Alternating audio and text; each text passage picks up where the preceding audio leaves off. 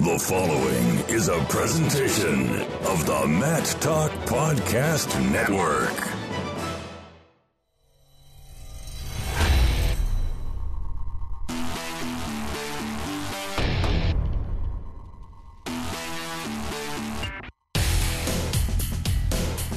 Now for the Short Time Wrestling Podcast, this show news, reviews, previews, and interviews from all the notable topics in the world of wrestling. Big notable topic came out late last week as Presbyterian College in Clinton, South Carolina announced it was starting a Division I wrestling program, men's and women's. Joining us today on the program is the athletic director, Mr. Danny Sterling. First of all, congratulations on the new additions from a wrestling standpoint, and welcome to the program. Oh, great to be here, and yeah, I really appreciate it. We're really very excited about the two new programs, the men's and women's wrestling programs here at PC. Just to give people an understanding, Presbyterian had wrestling back in the late 40s and 50s, and matter of fact, a lot of the research in finding more about the history of the Presbyterian wrestling program came from scmat.com, and Robbie Bell, I want to give him a shout out for that research. Just little stories about them wrestling the Citadel back in the day, and then the rivalries that will come back within the South Carolina and that region is even at the non-Division I level. Of course, I understand that Presbyterian and Newberry have this interesting all-sports rivalry going on. We got the history of that. It's not been very active recently since we made the transition to Division I. We've not played them really much in anything at this point, but this wrestling would be a good way for us to reignite that. And of course, they're right here in our backyard, less than 30 minutes away. So when it comes time to start a Division I sport, you talked about how Mike Moyer of the NWCA had been instrumental in the process, but with the landscape of college athletics as it is, your experience at UVA Wise as an enrollment driven smaller schools that are looking for students to come to campus, why was wrestling for men and women such a good fit, in your opinion, for Presbyterian? Well, this whole thing came from concept. I've only been here since June. So and it wasn't like I brought this concept with me. So from concept to reality, I mean, we're talking about, less than 6 months, probably more like 4 months. The addition of women's wrestling as a legitimate sport. I mean, I know it's been around for a while, but it's finally gotten to the point where it's viewed as a legitimate sport. Probably always should have been viewed as a legitimate sport, but really it's on the verge of becoming an emerging sport. It's well organized and it's growing rapidly. And so because of that, we were able to look at the men's side and be able to bring both those in as an enhancement to not only in terms of enrollment, but in terms of the spirit, the excitement that it's going to generate on campus and in the community. We're also going to be part of the Southern Conference, and you talked about some of those rivalries. I mean, we're going to be able to reignite and have new rivals there as we join as an associate member in the Southern Conference on men's wrestling. When you look at the dynamic of some of those schools that are like Campbell and Gardner-Webb are affiliate members of the Southern Conference, they're very similar type of schools. They're faith-based institutions that have small enrollments, and they're really putting investments. Campbell started football not that long ago.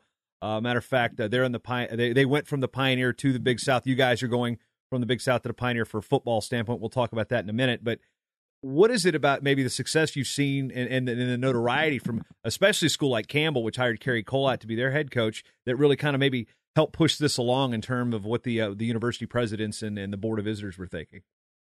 Well, I grew up in Southwest Virginia, so there was a lot of wrestling in the community and in the area. I went to school at Virginia Tech, wrestling program. Actually worked with the wrestling program while I was there, so I know wrestling. I know the passion that it brings. Once I got hooked up with the NWCA and Mike Moyer, they walked us through all this. But the truth is, the community is so plugged in and so passionate about wrestling. What we were trying to accomplish here at Presbyterian College is to expand the footprint, expand the national brand that is PC. We want people all across the country to know what a blue hose is. And because of that, we knew that this would be immediately well accepted. It would have immediate national exposure in this community. And then we could help build that PC brand and bring it out so that we're not the best kept secret in South Carolina. We're the smallest Division I program in the country, and we're proud of that. It's our, it should be what's on the front of our T-shirts. We're going to give you a great Division I experience because we're committed to doing wrestling and doing it right. And we're going to give you a small private liberal arts education while we're doing it. And so those two things together are going to put us in a unique position to really, I think, grow the sport and grow our brand.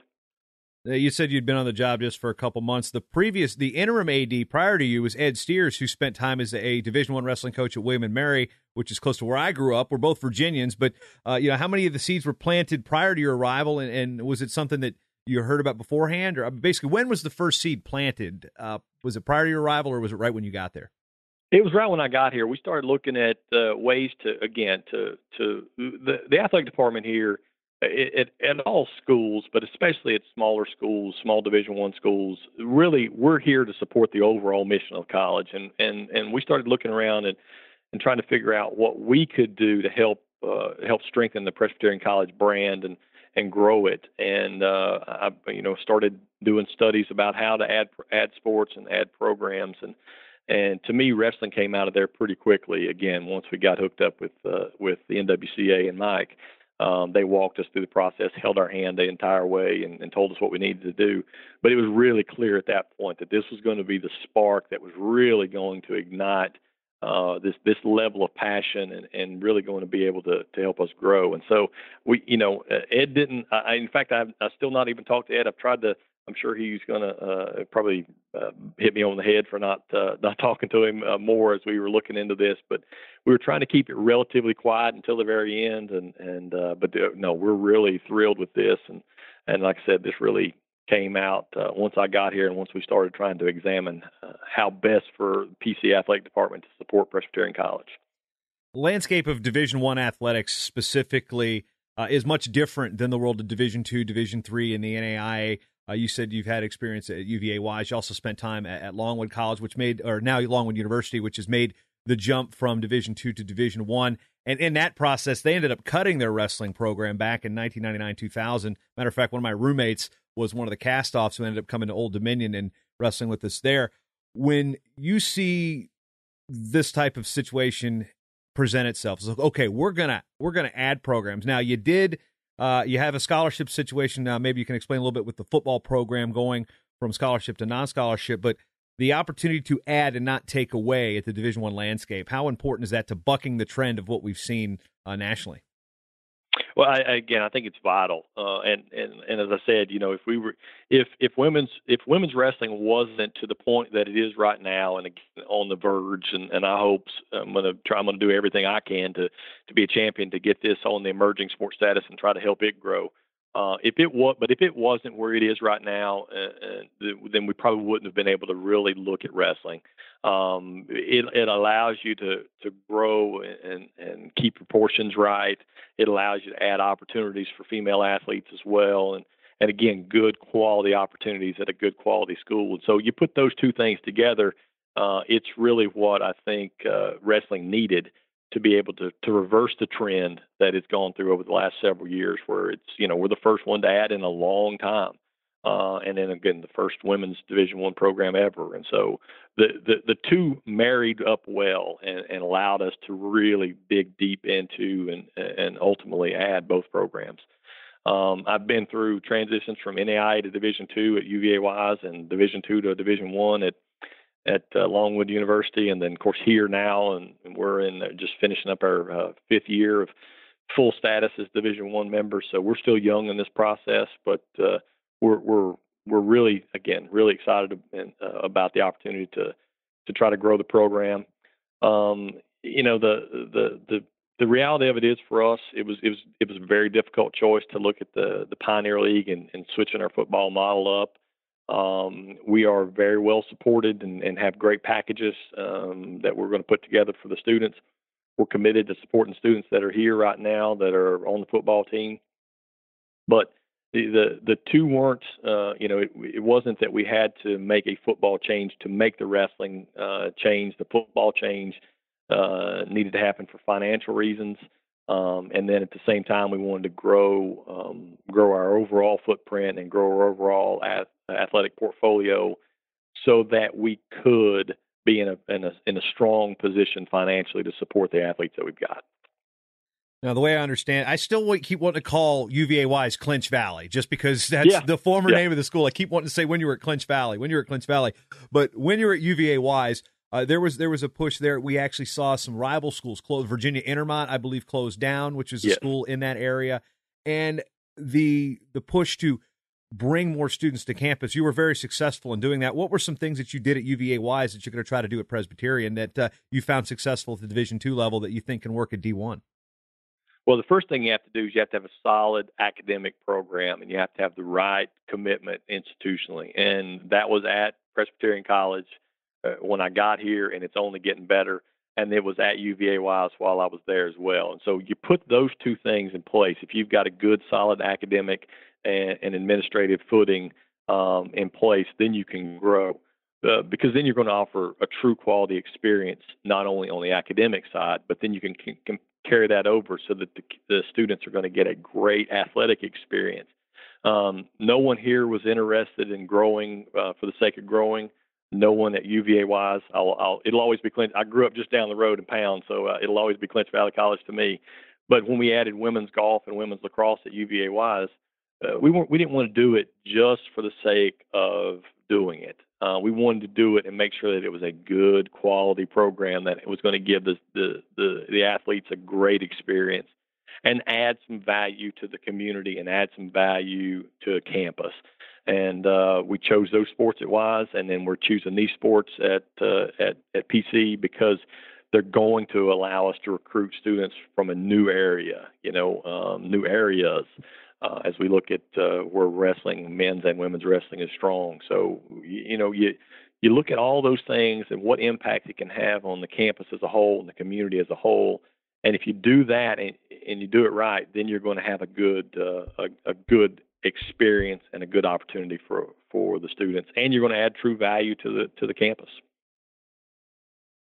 Being the smallest school in Division I, we're not just talking about smallest wrestling school. Enrollment, 340 plus members. You are the smallest.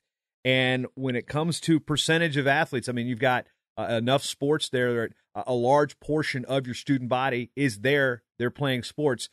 The enrollment driven thing isn't a huge population base of Division I, but how have you made that work in the short time at Presbyterian? And what are some, for people who are not sure exactly how it works for enrollment driven versus, the giant state school. People want University of Texas to add wrestling. Sure, they can afford it. They've got they got more money than pretty much the entire state of South Carolina, perhaps. But for a small school to add it, it's a different dynamic than, say, if a University of Texas were wanting to add it. Oh, clearly, but the good thing about the wrestling community has rallied behind this again, as we've, as the NWCA and Mike have put us in connection with a bunch of people. The wrestling community, as soon as this was even a possibility, have rallied to try to help make this happen. And so, to be honest, we probably couldn't have gotten it done had Mike Moyer and some people not stepped up to say, we're going to help you. We want this to happen. And so those things have made it so easy. Because of the passion of the wrestling community, and because of the commitment to the NWCA and of the NWCA to grow in the sports, that's what really made it so easy. The process to add other sports here, or the process to add lacrosse at Wise, I mean, those things were much more time consuming and difficult than it was to add this program here because of the help from the NWCA and because of the passion and that the wrestling community has shown us as we've tried to, as soon as we started discussing what does this look like and how does it work, the help and that they've done both in terms of financial commitment and in terms of literally walking us through it, again, made it so easy that I would encourage anybody to reach out to those guys, because I think they're going to be just as equally helpful to anyone else, because their heart's in the right place and they're doing the right thing for the right reasons. And that's really why this program has gotten off the ground so quickly and is going to be successful in the end. Having worked for the NWCA for 3 years, about 10 years ago, I was in that office with Mike and Pat Tossi and the crew, and knowing how much that Mike is on the phone calling schools that didn't have wrestling. And some of the targets had shifted to, the big schools, the Florida States, the Miamis, the Texases, the Clemsons. But it seemed to go, okay, we're looking at the enrollment-driven Division II, Division III, the NAIA, and then non-Division I football schools. You guys have a football team, which is, kind of interesting in this situation, is I thought the next school to add at the Division I level would be like the last one to add, Utah Valley, no football. So you kind of caught us by surprise in terms of the type of school, but how interested do you think that your colleagues at other schools that are very similar that may not have a wrestling program are going to be looking at Presbyterian and say, hey, if they can do it, we can do it? My hope is that we're leaders in this. My hope is that I'm going to get a bunch of phone calls because, I will sing the accolades of the wrestling community and the NWCA to anyone who listen.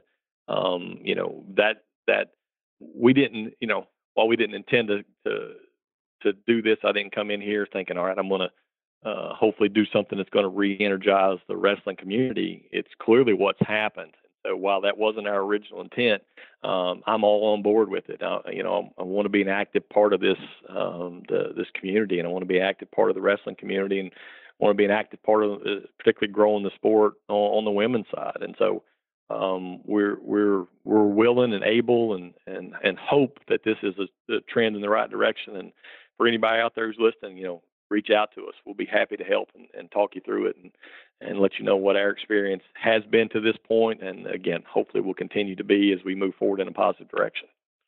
As it relates to Presbyterian College's athletics mission statement, where you look around and you see so many of these mission statements say about broad-based, encompassing programs that encourage community, your mission statement is very concise and clear that it's about the alumni, the students, and the people that are tied to the program. Of course, then you get into the South Carolina community. Demographically, when it comes to looking to fill rosters, how much did you guys research the South Carolina, North Carolina, Georgia, the Southeast area, say, all right, we got this? How tough is it for us to be able to fill not just a roster, but have a roster that's going to be competitive with those like-minded institutions? Well, we knew from our research that wrestling is strong in the Southeast, and that's our primary recruiting base. But we also knew that we, as an institution at Presbyterian College, wanted to reach out and grow in the Midwest and wanted to attract people throughout that area to try to come here and be part of this. And so while we know our primary base is wrestling is strong in our primary recruiting base, we also knew that this was going to give us an opportunity to reach out and become more than just a Southeast brand. We really wanted to become a national brand. And so some of the things that we've done over the last little bit is to try to expand that recruiting footprint and try to expand the awareness of Presbyterian College. We're in a great location. We're in a small town, and again, as we've said, the smallest Division I school in the country. But we're also not far from Atlanta. We're not far from Charlotte. Greenville, South Carolina, Greenville-Spartanburg area is one of the fastest growing metropolitan areas in the country. And so all of those things give you a great experience here, and we're close to everything. But we're still going to give you a small town, small college, intimate experience while you're a Division I athlete here. So all those things came together to, again, give us a unique niche. How does the Presbyterian College identity fit in? I haven't been to South Carolina in some time. I used to have family down there, but down there it's USC, which is, for those out west, I'm referring to the University of South Carolina, and Clemson as the two powerhouses. And there's smaller Division I schools, of course. The Citadel in the Southern Conference is down there in Charleston. But where do you see this helping Presbyterian's image within the state to, obviously competing with Clemson and USC in terms of the state's, viewership dollar is a different argument entirely. But where do you see this as far as raising the profile with those two schools that kind of carry the torch in South Carolina? Well, we're literally in the sort of the geographic center between those two. A little over an hour one direction, you're in Clemson, and a little over an hour in the other direction, you're at South Carolina. And so we obviously compete with them.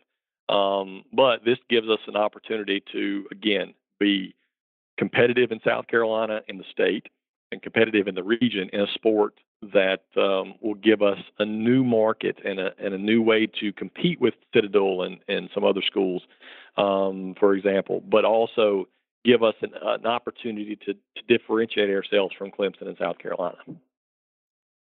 When we talk about the academic profile, which you had mentioned earlier, admissions, what is a student looking at, kind of an average athlete looking to get into the school to play a different sport? How competitive is it for those who want to go there and get the academic opportunity, but maybe looking for something different and maybe challenging? How does it stack up to your peers? We are a very strong academic institution, but I'm sure any college you call anywhere in the country is going to tell you that. But our incoming freshmen this year for our student athletes was a little over a 3.9 GPA and a 1280 SAT, and so we're a strong academic institution. But at the same time, again, we've got the resources in place to give you, so you're going to get a good education, and we've got the resources in place to support that education, both in the athletic department and the institution. And so what I think we're going to provide, what I know we're going to provide is we're going to provide an excellent athletic experience along with a great education that's a strong network. We're a relatively small network, but boy, when you talk to somebody that's been part of the Blue Hose and family, they are passionate about this place. And when I came down here and visited, I spent my entire life in Virginia and uprooted my family and a 16-year-old daughter who was going to be a junior in high school and brought them down here. When I came down here and got a little taste of this Blue Hose family and what PC means to the people around here, I was like, I want to be part of that. I want to go down there and see what that's really all about. And again, it's been a great experience so far, and we're happy we did it. So I think if you come down here and check us out, that's the same thing you're going to see here, and people are going to want to be part of this because it's a passionate fan base, and it's a great place. It's going to give you an unbelievable education and a good experience while you're here. I want to turn the page on you for a little bit because you've got the Virginia roots. I like that. I'm from the other side of the state, and as a matter of fact, we were joking before we started the show that for me, from Poquoson, Virginia, which is Hampton, Newport News area for those geographically challenged, to get to Pound, I could be in New York City driving before I could be in Pound. You explain where Pound, Virginia is to those wondering. Good old Pound, Virginia. In southwestern part of Virginia, just really down in the Kentucky-Tennessee border. I grew up about, less than 10 miles from the Kentucky border. So we're down in the coal fields. It's blue-collar, hardworking people, mostly coal miners in a coal-based economy. And so, again, you're talking about that. I'm only 3 hours from here, so less than 3 hours, or about 3 hours from here, I can be back in Pound. And I'm 8 hours from Poquoson when I'm there in Pound. It's a haul. Yes. Actually, yeah. I think Google Maps says 7 hours, 1 minute. And to New York City from Poquoson, 7 hours on the dot. So actually fairly equidistant in terms of how it takes. Although to get some places, I know to get to Grundy, which is the powerhouse in that particular part of Southwest Virginia, once you get way past, the state does not end at Roanoke, people. They got to understand that. But to get to Grundy, you actually have to go into West Virginia and then come down back into Virginia as far as this. What do they call that? The arrowhead out there? I always thought it looked like a cardinal for some reason, maybe because it's a state bird. It kind of does look like a cardinal. Yeah, the arrowhead area down there, that sort of triangular shaped portion of extreme Southwest Virginia. It's a beautiful country. It's a beautiful place. It really is. It has the mentality that I think it takes. It's one of the reasons why I think the wrestling was so good there. You can talk about Grundy. The powerhouse that they were in the state or are in the state. The mentality, the blue collar, hardworking, let's get after it and do what it takes to get it done. Attitude that is Southwest Virginia, that is the area that I grew up in. Really is what I think it takes to be successful in wrestling. Anytime anybody tells me, I go to these other practices and people talk about how hard they're working, I was like, you haven't seen anything yet. You wait till we bring wrestling to this campus. Anybody wants to complain about how hard someone works, go see what wrestlers do. The commitment that it takes to be part of that program and be successful is unbelievable. and again, I know what that's going to bring in terms of on campus, and I know what it's going to bring in terms of excitement, but also again that work ethic, that get after it and get it done mentality that wrestlers have.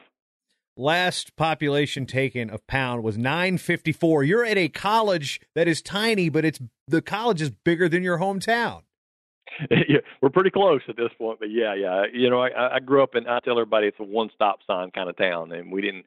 The only time we had a stoplight is the one time the bridge fell in the middle of town, and we had a stoplight for a little while. So it was a one-stop sign kind of town. But again, enjoyed my experience there, and it prepares you growing up in small towns and growing up in particularly in southwestern part of Virginia in the coal fields. It prepares you for life is hard. You've got to work and you've got to get after it and you've got to make things happen. Nobody owes you anything, and that's I think is the wrestler mentality. I was definitely not a wrestler, but I think I've got some of that just from my upbringing, and I'm looking forward to having those types of kids on this campus because I think it's going to add a lot.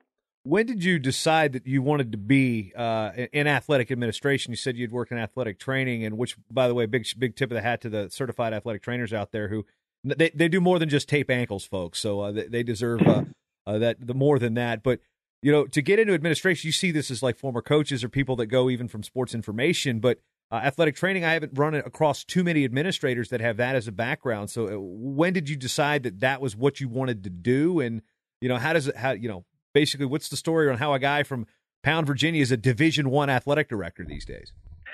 It just kind of happened. It was no plan. Very much enjoying being an athletic trainer. I mean, it's what I went to school for at Virginia Tech and worked there as undergrad and a GA. Was perfectly happy with that and just fine. I was at small school at the time, Clinch Valley College, still named CBC at the time, and basically it was a one-man show in terms of their athletic director, Ray Spinella, and who was a great friend and mentor to me, said, "Hey, I need some help." I tried it out. I kind of liked it, and it just grew from there. And so somewhere along the line, somebody thought I had a little ability to do this and continued to ask me to do it. And I transitioned fully over while I was at Longwood University, out of athletic training and into administration. And, again, from that point, it just kind of continued to grow and got the opportunity to go back to UVA Wise, but and now come here. There was no, it wasn't anywhere along the way. It was not my intention or ultimate goal to be an athletic director at any level. But it just sort of happened, and again, I'm thankful for the opportunities. I've been very blessed and fortunate to continue to be able to do this and work in athletics and my key still works, and I'm drawing a paycheck and able to support my family, but at the same time really make a difference in the lives of students, and hopefully use athletics to get them an education, not athletics. Don't let athletics use them. Let them use athletics. So there was nothing intentional about it. Jason, I wish there was a better story than that. Interestingly enough, the last athletic director here was an athletic trainer as well. So PC went back to back with two ADs that had an athletic training background. When I was at Old Dominion, Dr. Jim Jarrett was there for decades upon decades, and he made a point to go to all the sporting events. He really tried to know all the athletes as best as he could. As the school got bigger, that became tougher and tougher. Yeah, he would know the starters, but then the time came and the rosters were getting bigger. So he didn't know every athlete. As a school like Presbyterian, you have an opportunity to not just be, okay, the AD's the figurehead. Nobody ever sees him. You can be right there and know these student athletes and see what they're struggling with each time. What does it mean for you to be able to have this type of leadership role and be able to have such a close relationship with your athletes? Well, I'm hoping that relationship continues to grow, and it's been such a whirlwind because I've only been here for a few months. I still don't know very many of them at this point, but it's never quite like it is in athletic training. When you're in athletic training, it's the one thing it's the thing I miss most about athletic training. It may be, I probably was saying it right the first time, it may be the only thing I miss about athletic training at this point. As an athletic trainer, you're with the students every day, and you're an important part of their daily routine. But you're also, you're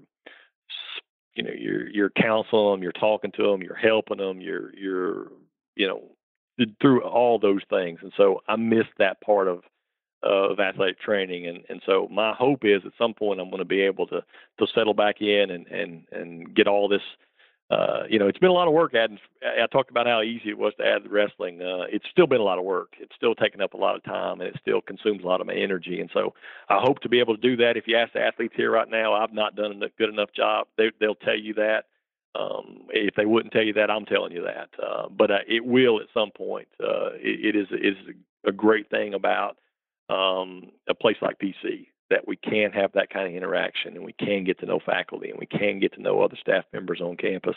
And I will know the athletes by name.